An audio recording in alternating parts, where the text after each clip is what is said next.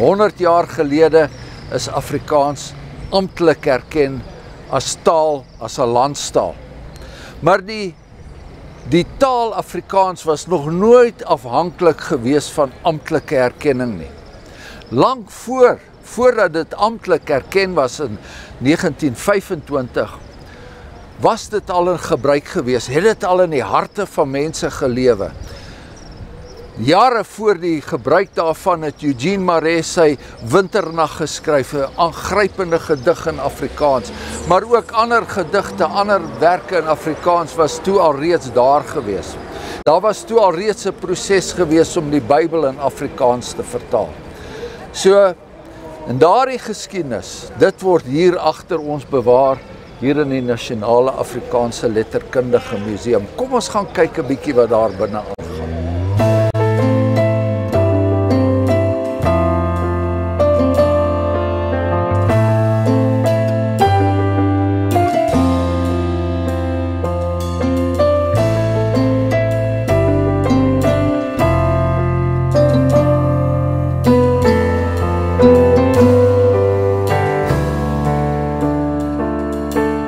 Hier is regtig 'n skatkis van foto's, boeke, oor die 200.000 manuskripte, memorabilia van skrywers, alles wat 'n mens 'n bietjie in hulle leefwêreld invat.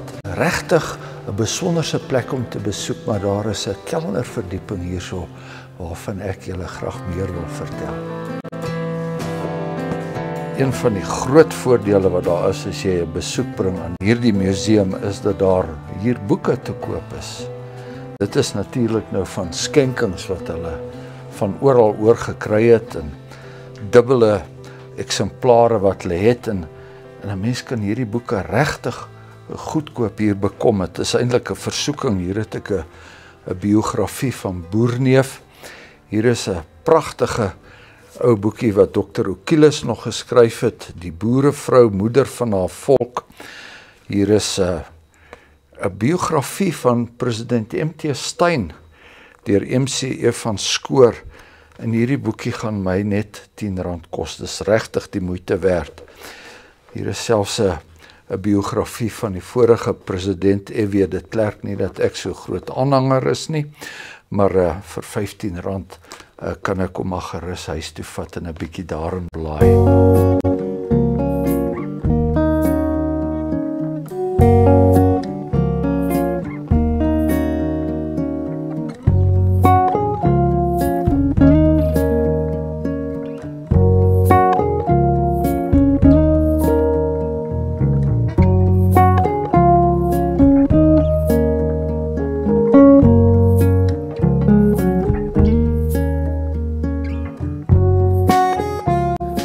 Seker die bekendste en die mees beroemde, wêreldberoemde Afrikaanse skrywer wat daar was die digter, prosaïs N.P. van Wyk Louw.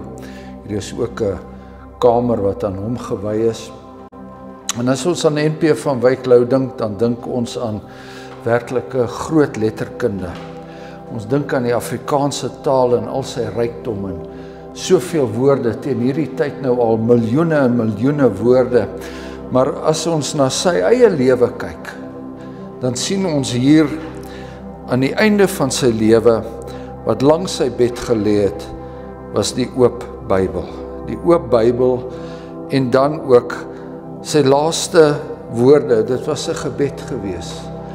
'n Gebed wat hy gerig het tot die Here, waarin hy om verskoning vra, waar hy homself verootmoedig voor sy Here en sê dat hy so min tyd aan die Here spandeer het.